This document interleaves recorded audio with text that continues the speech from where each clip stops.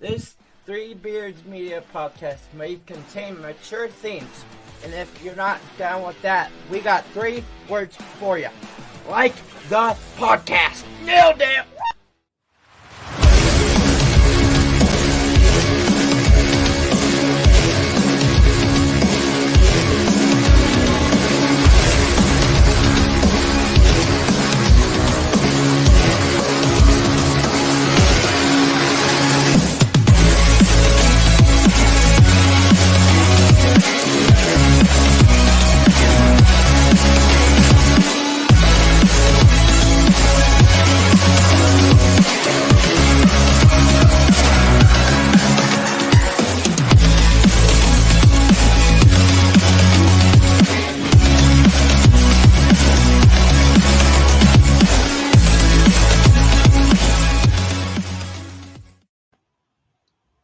Good morning. It's usually good evening, but it's good morning here on this Friday morning.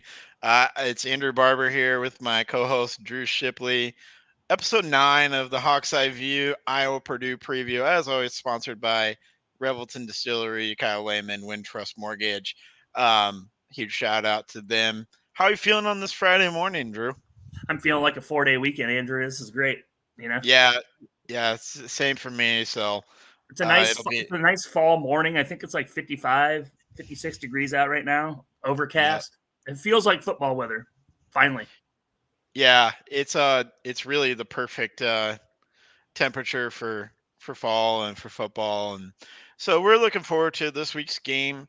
Our opening drive segment here, you made it on Hawk Talk. That was pretty cool. Yeah. You asked a question. Can you tell the audience what your question was exactly, and then the answer too from Kirk Ferentz? So mainly the question was supposed to be, how do you stop Tyrone Tracy?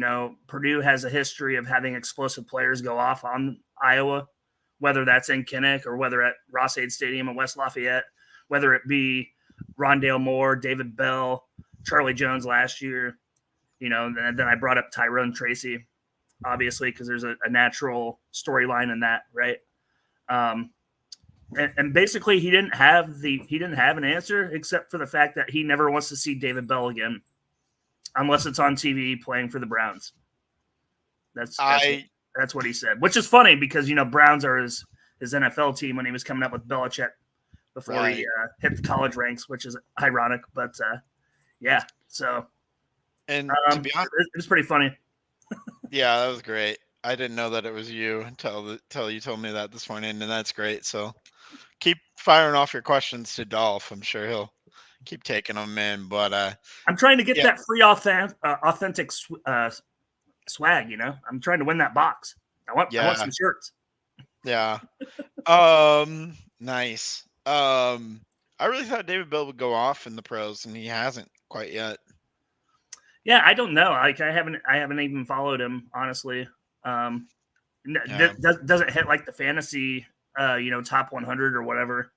When you go into draft, you don't even see his name listed. I don't think so. No, I don't know if he's just a practice squad guy or what. But I've got him lingering on one of my dynasty teams. He's probably wide receiver 4 or 5 for the Browns.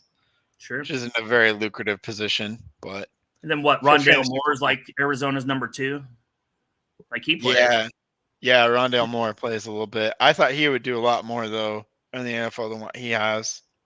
I thought he'd be a star receiver. I think he's just undersized for that position, man. Like the small little fast dudes don't get a lot of tread in the NFL, really.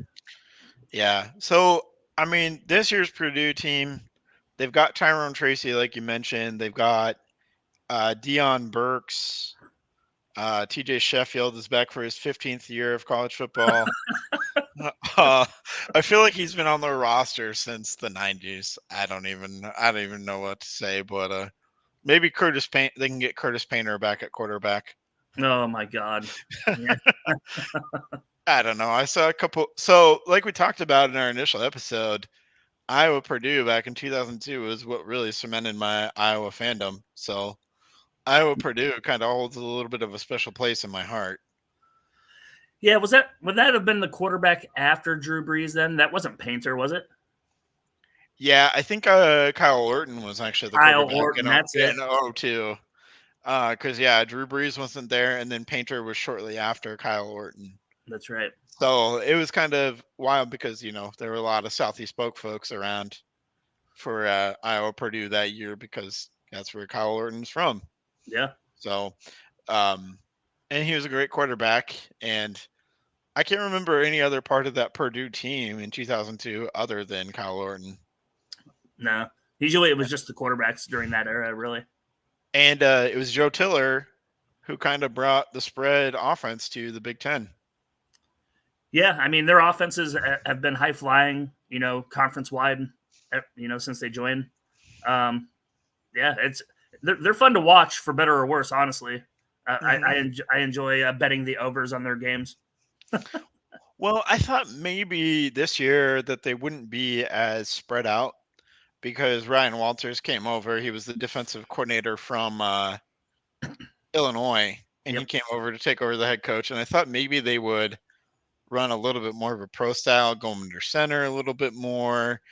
And I don't think I haven't watched too much Purdue, to be honest with you, but I really didn't. Looking at the stats, it really doesn't look like they are doing that. I mean, he had the foresight to put Tyrone Tracy as a halfback. He's averaging 6 yards a carry. And I don't remember a Purdue team that had a lead back that averages that kind of yardage on the ground. So I'll be excited to see what he does on the ground in person. Honestly, no hard feelings here, towards Tyrone Tracy. I don't blame him. You can't blame any Iowa wide receiver for transferring out, especially to a program like Purdue who had been churning out NFL draft. People like Rondale Moore, David Bell. Like I would have went there too. Charlie Jones has scored a touchdown in the NFL this year. I have no problems with Iowa receivers leaving and going for greener pastures for their future. So good luck to him, and I think we might have a problem stopping him as well Saturday. I don't know because he does most of his work on the ground, and I don't know if you knew this, but Iowa still has not allowed a rushing touchdown. Even in that Penn State madness, we didn't. Those were all passing touchdowns. None of those were rushing touchdowns. That's a good stat considering our defense is kind of like middle of the pack. To their standards, really. Like they're not the elite defenses they've been year in year out the last 5 years. This is one of the more mediocre classes, honestly. Sadly, our defense is top 25 instead of top 5. Right.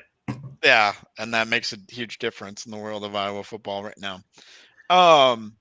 So just give me maybe your top keys to Saturday's game here for first down. Efficiency on offense. Okay. Efficiency from man, what was the nickname that I heard for a quarterback this week? It was pretty funny. Check down Charlie? No. Shoot. I can't remember. Anyway, doesn't matter. Need efficiency. I think we're going to see a larger playbook with the fact that we have a healthy QB for once. Get the full work with the ones all week. So I want to see efficiency on offense, and I want to see the defense that we expected year in and year out, which we might have been spoiled with, right? The last 5 years, just being top 10, top 5 defense every year. I want to see that reemerge. But man, like every time we play Purdue's not scared to come to Kinnick anymore. I've been to more upsets of Purdue versus Iowa than I care to admit. Which I mean, it scares the shit out of me. Really, this game could really take the Hawkeyes down the drain to an 8-4 season. Don't go to Indy, and then what happens when we flip the calendar to 2024? As you know, Andrew, Big Ten released the 2024 to 2028 conference schedules with our new participants from the PAC. I don't know if you have anything glaring there in the near future that you found interesting in 2024. In 2024, I think the most interesting part and the best part for Iowa fans is a trip to the Rose Bowl, because we're going to play UCLA, and it's always cool to go to the Rose Bowl. It may not be the Rose Bowl game, but it's the Rose Bowl stadium, and that's pretty sweet. And so I don't know. I don't know if I can make the trip out there, but I kind of want to. I've actually seen the Rose Bowl, but I've never been to it for a game. I want to go really badly because it's a very cool venue, and I think just seeing that there. And I'm not sure what the date is on that game, but I'd like to, line it up with a Sacramento Kings game, make a whole week-long trip out of it, and Light the go beam. light the beam on one day, hopefully like a Friday, light the beam on a Friday, go watch Iowa football at the Rose Bowl on a Saturday. I'm not blessed with geography knowledge of California. I'm not sure how far Sacramento and LA are apart, but if that's even a feasible trip, but I think that would be a phenomenal trip. Actually, the Swarm has been known to put together trips, and I feel like that might be a good trip for the Swarm to put together. Go to a Kings game, go to the football game, do the tailgate. So, I don't know. That's really what I'm looking forward to is those West Coast trips that are possibly out there for Iowa fans, like Rose Bowl, USC, Washington, Oregon. Like all those trips are fun trips. It really scares me too because Iowa traditionally going out to the West Coast to play those Pac-12 teams, under the lights at 10 p.m. our time, right? Has not amounted to wins. It's amounted to Arizona State stopping us, Arizona stopping us with Nick Foles. So we're talking about Arizona and Arizona State, right? We're not talking about USC, Oregon, Washington, like the cream of the crop Pac-12. Right. So those scare me. Honestly, if you want to go to the Rose Bowl, Andrew, you should, because I bet you can get tickets for 50 cents because nobody shows up to the Rose Bowl for UCLA. Yeah, I know. Have you seen those? Have you seen those crowds? It's a mockery on Twitter and Facebook. Every single Saturday, UCLA hosts a game at the Rose Bowl. It's like not even half of the bowl is filled. Not even close. And I'd have to check on capacity, but I feel like Iowa fans are going to flood that thing. I think it's going to be it's going to be in LA, but it's going to be predominantly Iowa fans for that trip next year. Oh, 100%. I just have a feeling that it's going to feel like a home field advantage for Iowa.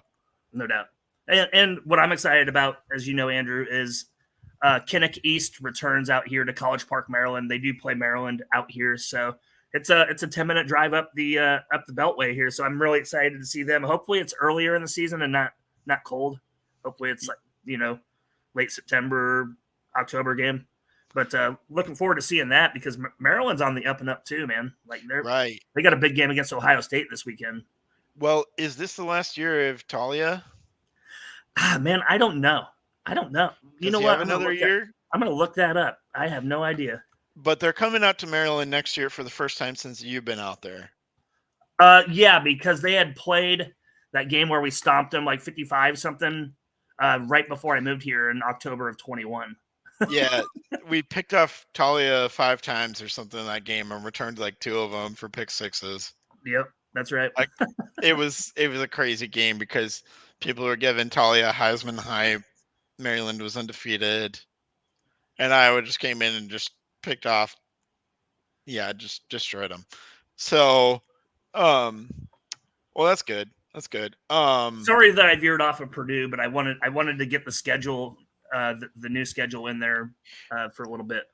No, I'm really liking the new schedule, and I don't think we have to talk Purdue because mainly because there's a lot of news coming out regards to Hawkeye athletics.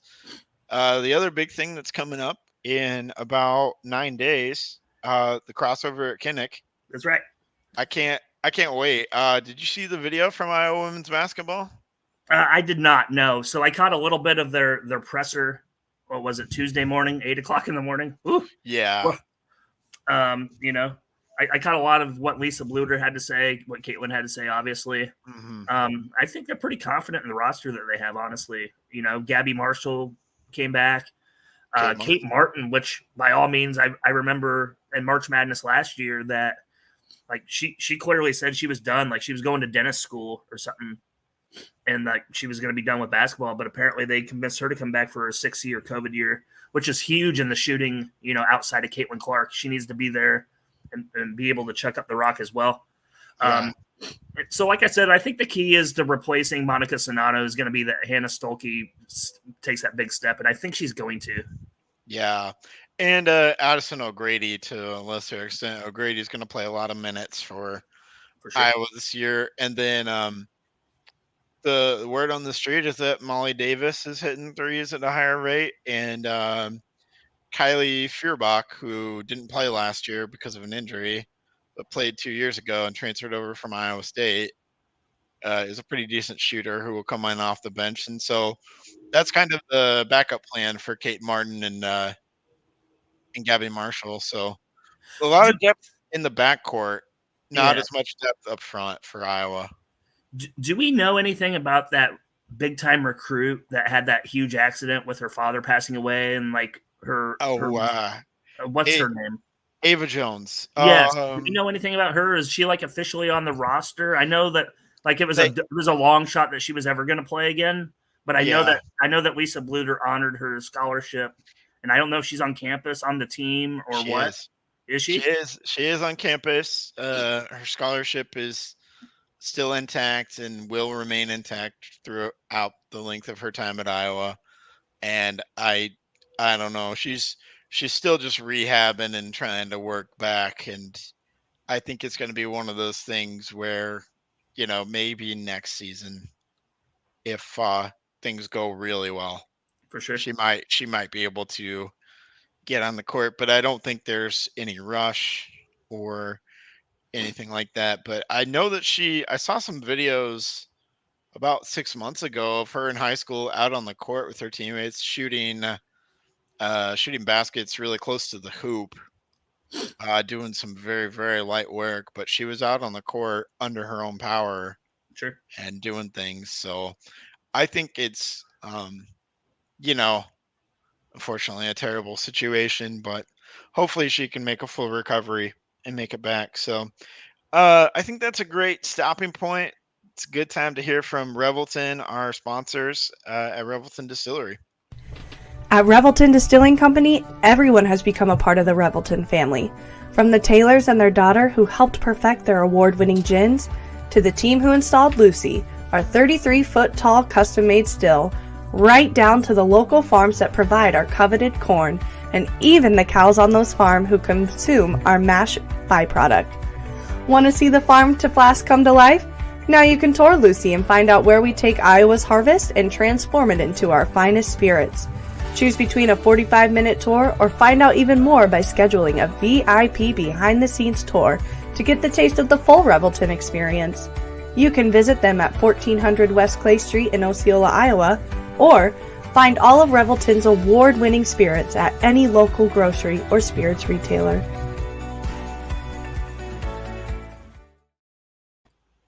Welcome back. Huge thank you to Revelton. Appreciate them a whole lot.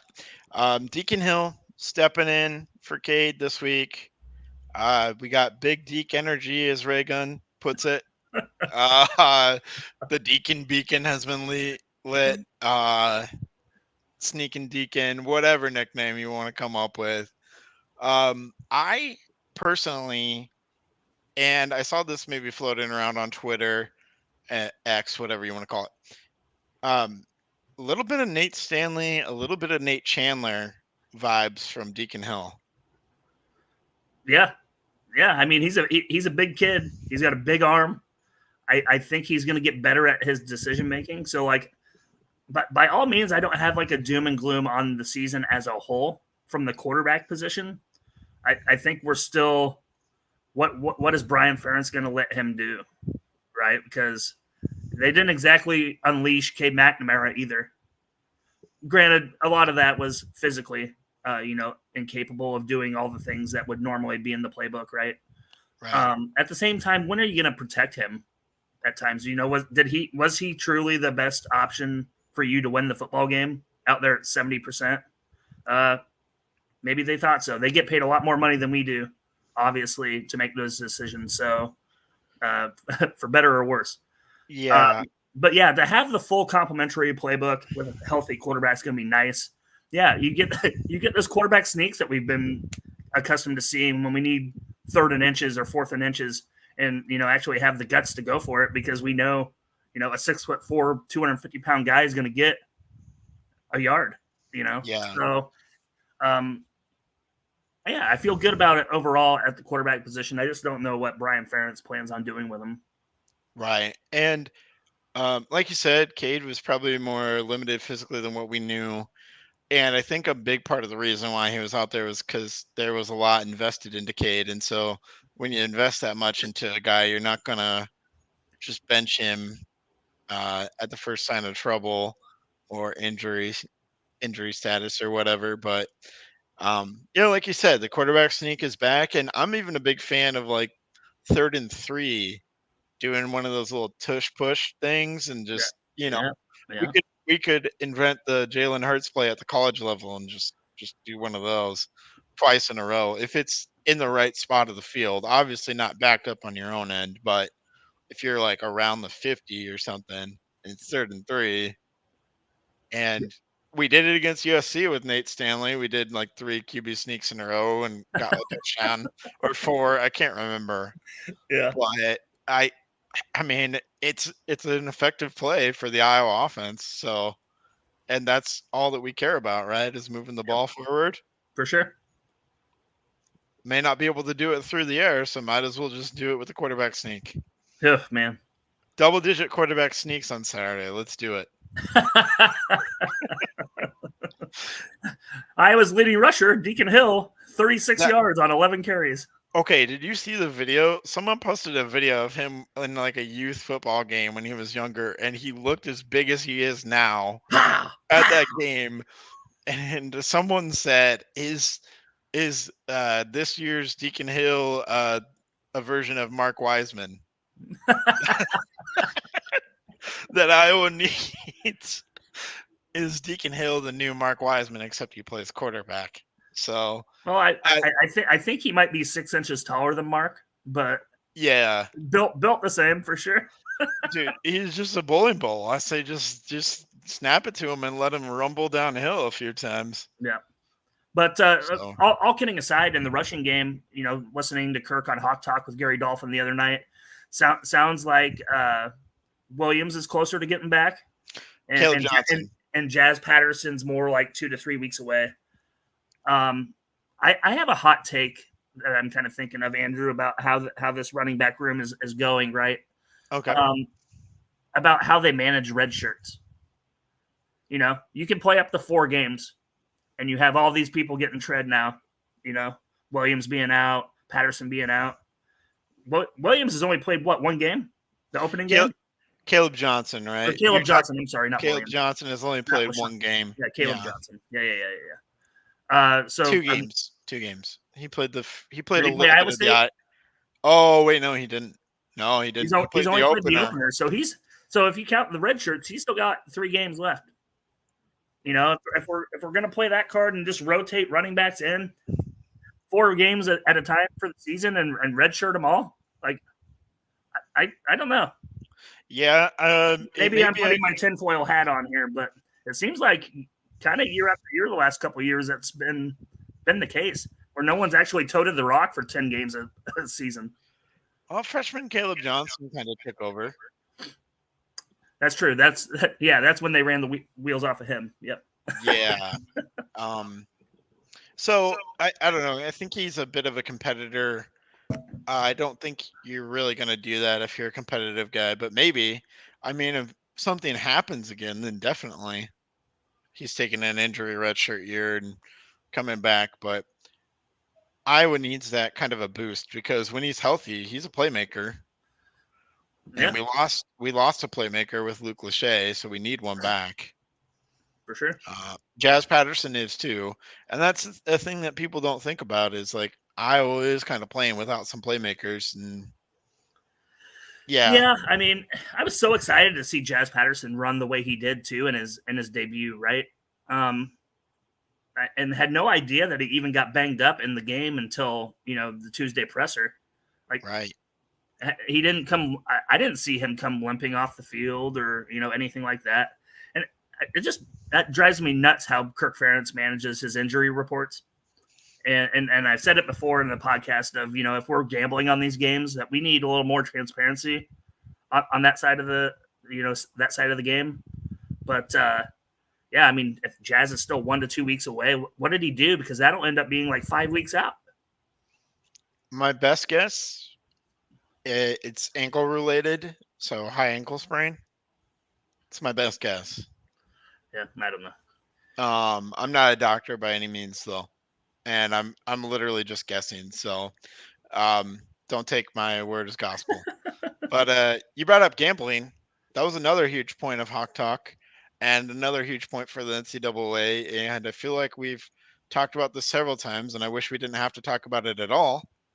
But the NCAA just redid the rules for gambling to lighten the punishments significantly to where Noah Shannon should absolutely be free right now and should be playing on Saturday. 100% playing on Saturday. Again, I don't understand how these head coaches just don't play him anyway. The NCAA has become more and more irrelevant in the last 5 years. They don't actually manage anything. They don't manage the college football playoff. They manage March Madness. That's it. Yep. Are you going to punish the basketball team for what the football team did, playing an ineligible player? He's ineligible because he freaking gambled $1,000 in 33 bets. What the hell? Like, yeah, it's not on his. It's not on his school, or no, it was on his school. It was women's basketball, right? March Madness, right. Namely, was the biggest one for him. That was that was it. But who didn't? Who didn't gamble on that? I did. I made money on that one. That was great. Yeah. But I don't know, man. That's so stupid. And then they're saying like, well, they can have the vote as early as late October. What do you mean? Like, you literally just came out with these rules. Why can't you just say it? Well, you can't have a vote right now. What are you people doing? Right. Why did you even come out with this? If you're going to come out with it, be like, yeah, we're changing the rules and the retroactive starting now. Like, why did you even say that and be like, well, we'll hold the vote on it like a month from now, right in the middle of football season when the only two teams in the entire freaking country is just being held hostage about it. Right. And it's like, well, we made these rules right now, or lighten the punishments right now, so that anybody who gets caught from our bigger brands doesn't face punishment. I mean, that's at this really point, it. I mean, at this point, do you just let Noah Shannon play the final 4 games and then you redshirt him for next year so he can play a full season? Yeah. Well, no, he's already used up all of his red shirts because this is his 6th year. Oh, that sucks. Get him on the field. Yeah, they wouldn't give him another year. That's stupid. Yeah. So, yeah, get him on the field. Iowa did send something to the NCAA, and they're hoping to hear back soon. I don't know. Oh. I don't know. I don't have a lot of faith. Well, the NCAA did reinstate that UNC player. Yeah. So immediately. That gives me hope that maybe they'll do something for Iowa, but you never know. I don't know. It's a mess. I'm kind of done talking about it. We can move on to men's basketball. A little men's basketball to wrap up the show because we're not that far out from men's basketball. But really, it's another Beth Gatz update because she's amazing. They did a feasibility study. So they had been doing they did like a full semester or like a 10-week class or whatever. They put a bunch of college students who are marketing majors in a room for like 10 weeks and they met at least multiple times per week. And they looked at Carver and how they could market it and promote it and do things to get the students more involved. And after the feasibility study, basically Beth Gatz came out and said, we've talked about redoing like the seating arrangement for the students and all of that. What I'm hoping that means for Carver is they'll make like the first 10 rows around the whole lower bowl students all the way around, because that's what they do at MSU, and it creates the electric atmosphere. It's like the first 10 rows and it's just around the lower bowl are all students, and that's how you get students behind the opposing team's bench, which is what Iowa needs to create. Because and she said, we want students closer to the court. Well, no kidding. So it's a college institution, right? Like so if she's able to actually execute that, take off that interim tag immediately, because if she's able to resurrect Carver, yeah, I mean, take it off immediately because that's what we need. Also, more ice cream stations too, is what she said. So, hey, it's a start. At least she's looking at it. She's taking ideas about it from this college sort of think tank very seriously, and she's trying to do something about it. She's not okay. She's basically what I'm getting from her in every situation is she's not okay with status quo. Yeah.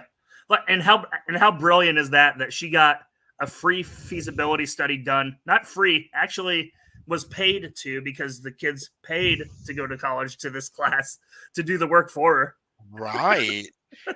but they're happy to do it because there's from what I understand is like there's an actual leadership group for the Hawk's Nest, or that's what they call themselves. Yeah.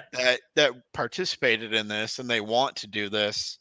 They're talking about renaming the student section. I don't know what they're going to come up with. The term fanatics was thrown out there, but they didn't know if that was if it was too late in Fran's career or it's just an idea. I'm not saying breaking news and saying it's going to happen, but there's a lot of ideas tossed out there. Iowa Hoops Dave, I don't know if you follow him. No. Iowa Hoops Dave is a good guy who just graduated from Iowa, really big into hoops, and he was part of this study, and he's been breaking news on Hawkeye Insider about this, keeping everybody up to date about this. We'll probably have Iowa Hoops Dave on during on the show during basketball season at least once or twice because he's got some good insight, and also he just spent 4 years at Carver at every home game basically for the last 4 years, so he knows a little bit about basketball and enjoys it. So it'll be interesting how they're going to be able to move the really rich 70 to 80-year-olds that currently sit in those lower level areas. Like that's the biggest thing, right? Your biggest donors get the best seats, and I understand that. I do so too. Like there's got to be a happy medium somewhere in there to keep those folks satisfied too, because money talks, man. As you know, it's a big deal. It's a lot of money that they pay to sit down there. Yeah, if anyone's going to figure it out, though, it's Beth Getz. I'm glad you feel that way, because I do too. I mean, at least she's open to change and actually looking into things instead of just ho-humming about it and not actually getting anything done. Again, I've said this a million times, and I'll say it again. She's a forward thinker. I'm kind of wondering what's holding Iowa back from taking the interim tag off. Are they just wondering what she'll do with the football situation with Brian Ferentz, and that's what's holding them back? I don't know if they do like what they do in the NFL for like the Rooney Rule, or for like hiring processes. Like they have to have a certain amount of candidates. They have to meet certain what's the word I'm looking for? Diversity standards of the pool of candidates, whatnot. I don't know if they have directives or things that they have to follow through that they actually have to interview a certain amount of people. Yeah. So I'm guessing it's probably something along those lines where they actually have to formally take a pool of people and interview them all. Okay. But well, I mean, do that real quick. Check off the boxes and then take the tag off. Let's go. See, here's the problem. That's the problem with the Rooney Rule, Andrew. They're just going to hire whoever the fuck they want anyway, right? Yeah, well, I mean, she was the assistant AD under Barta. She's doing a great job. For 1 year. She's doing a great job as an interim. I don't know. I think we'd be kind of dumb to not. I have no problem with it. No, I really don't either. Yeah. I don't know who we're going to reasonably get that is any better anyways. Yeah. But men's basketball, it sounds like the freshman class this year is going to play a big role in the team. Sounds like Owen Freeman, I'm guessing, because we heard from Media Day that one of the freshmen is going to start. And my guess it's going to be the big man, Owen Freeman, playing the center position to start. And then Cricky playing the transfer from Valpo. He'll Mhm. probably play a 4 because he's a little too undersized to play a 5 at the Big Ten level. Right. But Freeman's not. And then you'll probably have, Peyton Sanford, Tony Perkins. Do we know the Maybe. status of Patrick McCaffrey? Because didn't I hear that that's even up in the air? No, he's playing. Okay. He's playing. He did confirm both Tony Perkins and Patrick McCaffrey said this will be their last year at Iowa. We'll see. Well, I mean, do they have any other options that I guess they can go to a max? I guess they can go to a max school from here. Tony Perkins can take another year of eligibility. He's got a redshirt year or whatever if he wants to use it. COVID year if he wants to use it. I mean, Patrick McCaffrey does. Tony Perkins' ceiling is like European pro ball, probably. I don't see him ever being drafted and being on a 10-man roster. I don't know. I don't think so. But 12-man. 12-man. Whatever 13, the hell number whatever. it is. I don't know if he's making an NBA roster, man. Huge year for him though. If he is going to, for sure, he's going to have to show it because we've seen some amazing Tony Perkins games. Remember that game against Indiana last year at Indiana? Just took over. Yeah, I mean, where 5-minute spurt. where he had like 25, 10, and 9. Yeah. At Indiana. Yeah, that's awesome. I mean, damn near a triple double. The problem is we don't see that every game from Tony Perkins, or that Illinois game where he scored like the last 25 points of the game for Iowa or something like that. Yeah. He scored like 37 points. He went to the free throw line like 20 times. Nailed like 19 for 20 or something. I gotta look it up because he had some ridiculous games last year. Yeah. Where he carried Iowa at times. He straight up carried Iowa at times. For sure. So and I know they got a big high hopes for Price Sanford. I heard on KXNO with Miller and Condon. Yep. What's his darn name that they bring on? Former player. Ooh, Jeff Settles? No. Oh man, he played with Chris Street. Miller and Condon have him on all the time. I can't think of his freaking name now. It's going to come to me after this. Anyway, his opinion is Price Sanford's going to be a better scorer than Peyton is, just not as good a shooter. Peyton's a better shooter, but Price is a better scorer, if that makes any sense. Yeah, it does. It does. Watching Price play in high school, I would tend to agree with that. And I really like Brock Harding. He's a little bit undersized, but he's got some pretty sweet handles. Didn't know this episode was going to turn into a men's basketball preview. Maybe we'll save some of that. We're only like 3 weeks away from like actual basketball competition, right? So I mean, first week in November. So we got about 4 weeks, maybe 4 weeks, technically. Yeah. So it will be time to do our men's basketball preview episode.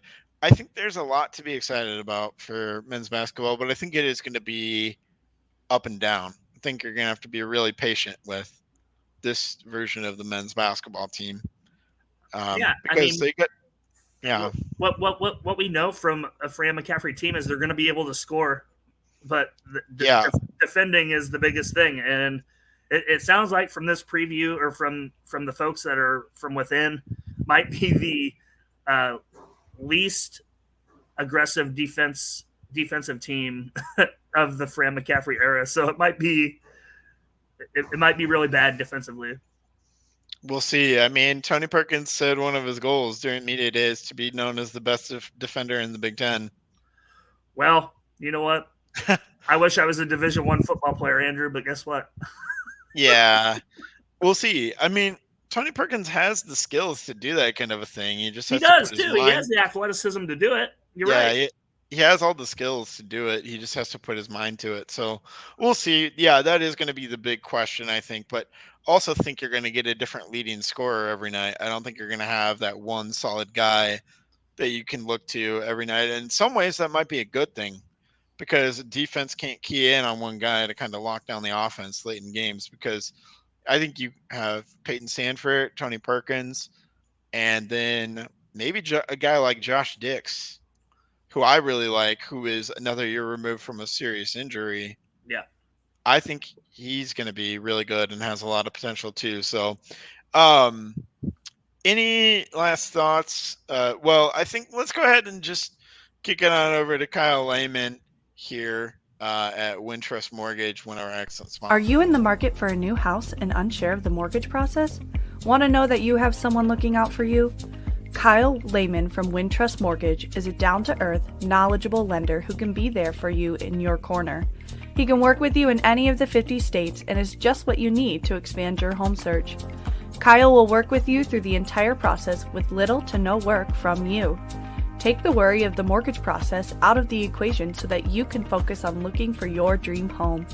Contact Kyle at www.wintrust.com/Kyle-Lehman or call him at 515-473-0546. Welcome back in. Thank you, Kyle Lehman. Any final thoughts here, our final cut segment before we go away for the day on anything? Friday fun day. We haven't made game predictions yet, Andrew. So I'm going to go with that because we are still in the middle of football season with a 4-1 football team. And people aren't going to like my prediction, Andrew. I'm going with Purdue here, 23-20. Going to hit the over. The over under is only 38.5. Okay. Iowa struggles to defend this Purdue offense, regardless of who's coach, who's the quarterback, who's the receiver. It's always somebody, right? It's always somebody with Purdue, whether we're at Kinnick or at Ross-Ade. And I think they just make one more play than we do. I've seen it time and time again in Kinnick in person. I'm going 23-20 Purdue. Okay. Well, last year this Iowa team had something to prove against Purdue, and they did it. They destroyed them 24-3, I believe that game was. It wasn't even close.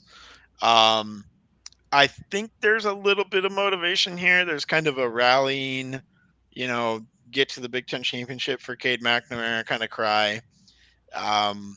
Deacon Hill, first full week as a starter. I like the prospect of Caleb Johnson being back because it sounds like he's 100% going to play. And if you remember, I think Caleb Johnson ran for like 200 plus yards last year on Purdue. So Purdue has killed us, but I think we might have our own Purdue killer at running back and Caleb Johnson. And he's coming back and his eyes might be lighting up because he's ready to get back out there. I think Caleb Johnson has a huge day against Purdue. I think this defense obviously maybe not even be as good as what it was last year, and it wasn't great. They allow 29 points per game, so which is 100th out of 133 teams.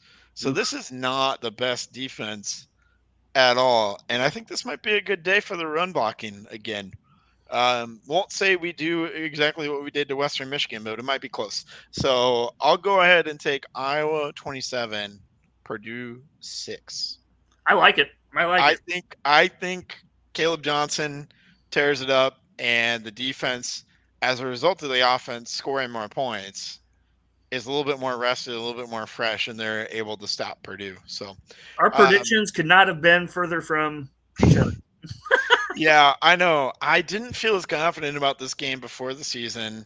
I don't know why I feel as confident now. We're just throwing in another quarterback. What could go wrong? Yeah, they're going to kick their ass.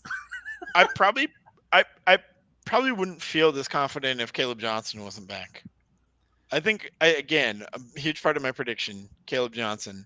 But with the Cade situation, he wasn't exactly lighting the world on fire. No. So it's not like we lost a guy who was throwing 300 yards per game.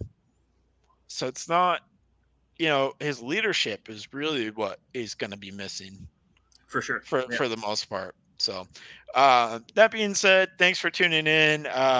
We will not be back on Saturday night. We will actually be back on Sunday morning because we both have things going on. So we'll give our reaction to Iowa-Purdue, whatever the outcome is on Sunday morning, and maybe a few other scattered thoughts if any big news drops between now and then. So thanks for listening to us. Get us on Apple, Spotify, wherever you get your podcasts, YouTube. Appreciate all of your support. Thank you very much, and go Hawks. Go Hawks.